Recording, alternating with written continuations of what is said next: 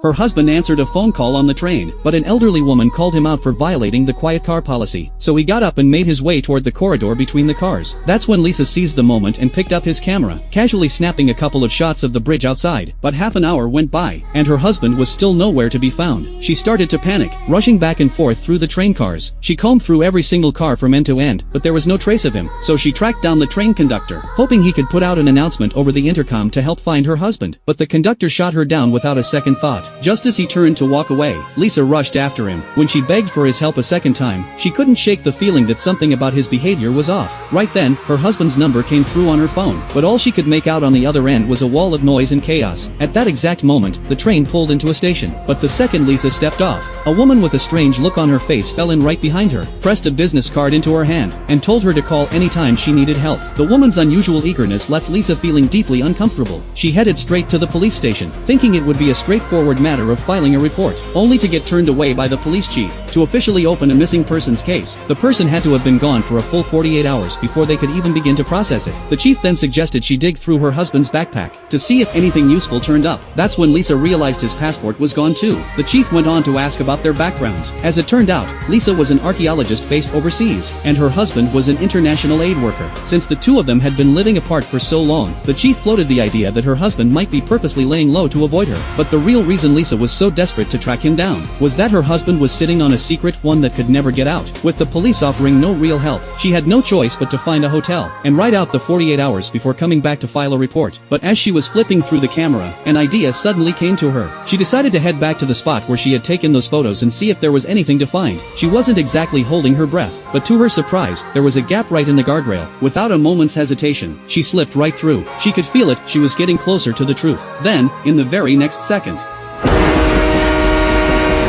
the sight in front of her stopped her dead in her tracks. She never saw it coming. While she was carefully picking through the area for any sign of a clue, she stumbled upon a trail of footprints running along the hillside. She followed them, step by step, and somewhere along the way, she hit on something important.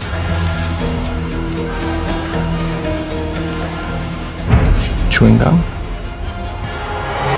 Oh shit. Lisa knew right then and there that, if nothing had gone seriously wrong, her husband had to be somewhere nearby. She didn't waste any time thinking it over. She pushed into the woods alone, and there it was, a river, completely out of nowhere. That's when it all started to make sense. Oh my god.